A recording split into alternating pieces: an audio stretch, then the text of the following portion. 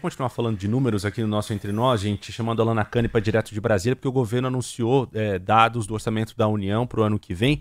Lana, o que você destaca para a gente? Boa tarde, bem-vinda. Oi, Renan, boa tarde para você, para a Ju Rosa, para a Adriana, para todo mundo.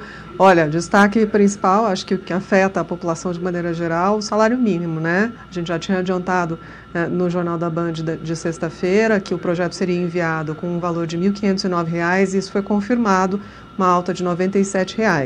Tudo aqui do orçamento, pessoal, ainda depende de aprovação no Congresso Nacional. É a proposta do governo que foi detalhada hoje aqui em coletiva no Ministério do Planejamento. Essa coletiva terminou agora há pouco. Então, além desse destaque do salário mínimo, previsão de rombo de 40 bilhões de reais, o governo falando que vai se apoiar em despesas, em receitas, pelo menos 160 bilhões em receitas incertas, já tem analistas ali preocupados com isso, mas a dependência de aprovação de matérias para ter aumento de receita por parte do Congresso Nacional, né, dependência de aprovação por deputados e senadores, seria menor para o orçamento de 2025 do que foi no ano anterior. Ainda tem coisas importantes, a gente está falando de reforma tributária, enfim, mas a dependência, segundo o Ministério do Planejamento, é menor agora. Outro destaque importantíssimo, aqui eu estou levantando todas as bolas para a Ju Rosa, tá, pessoal? Outro destaque importante é a estimativa de alta das despesas obrigatórias. O número ficou muito pressionado pelo aumento dos benefícios previdenciários. A Previdência teve aumento, tem uma estimativa de aumento para 2025 de 71 bilhões de reais. E os gastos com pessoal e encargos, alta de 36 bilhões. Então, isso tudo tem uma pressão ali com as despesas obrigatórias e que o governo vai ter que arcar.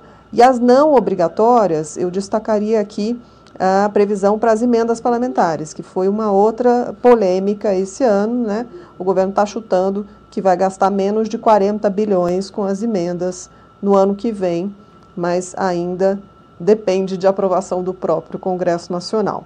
Por fim, o secretário executivo do Ministério da Fazenda, o Durigan, afirmou que não tem sanha arrecadatória por parte do governo, que o Congresso Nacional, obviamente, vai analisar tudo, mas que o que eles estão buscando com essa proposta de orçamento é o equilíbrio orçamentário. Lembrando que no último sábado, o presidente da Câmara, Arthur Lira, chegou a dizer que é muito difícil que o Congresso concorde com o aumento da CSLL, que é a contribuição social sobre o lucro líquido que está sendo proposto pelo governo, ainda a depender de votação.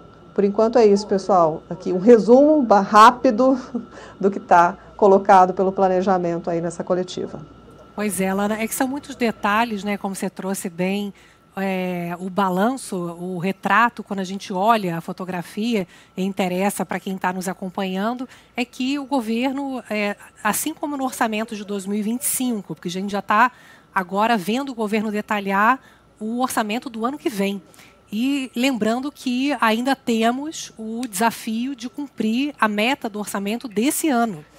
Então, a gente tem para esse ano o próprio Dario Durigan, que é o secretário do Ministério da Fazenda, dizendo que eles estão comprometidos com aquele equilíbrio fiscal, mas como teve a desoneração da folha de pagamento, lembra que foi estendido esse incentivo para empresas e para municípios, que se o Congresso não aprovar as medidas para poder compensar essa perda de receitas, eles já estão prontos para jogar a responsabilidade para o Congresso, falando, olha, a gente não contava com essa perda de receita, vocês aprovaram, agora vocês têm que aprovar algum aumento de imposto para poder dar conta disso. E aí, enquanto isso, eles estão fazendo, eu falo que é catando cofrinho, moeda em casa, sabe? Sobrou alguma coisa aqui, sobrou alguma coisa ali, tem chance de equilibrar, mas vai ser no sufoco. E esse orçamento de 2025, a mesma coisa, eles estão contando com aumento de impostos, da contribuição social sobre o lucro líquido e do JGP, que é um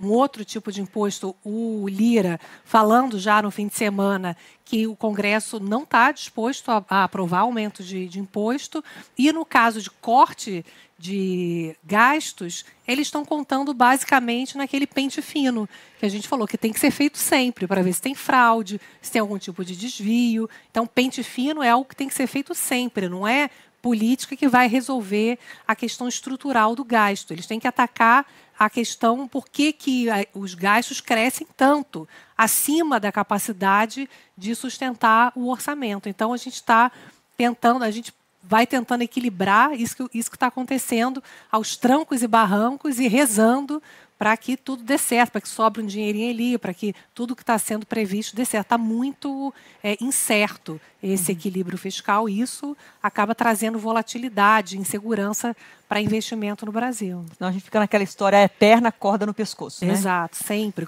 Vendendo almoço para pagar janta, aquela coisa. Vamos falar muito disso ainda, viu, Ju?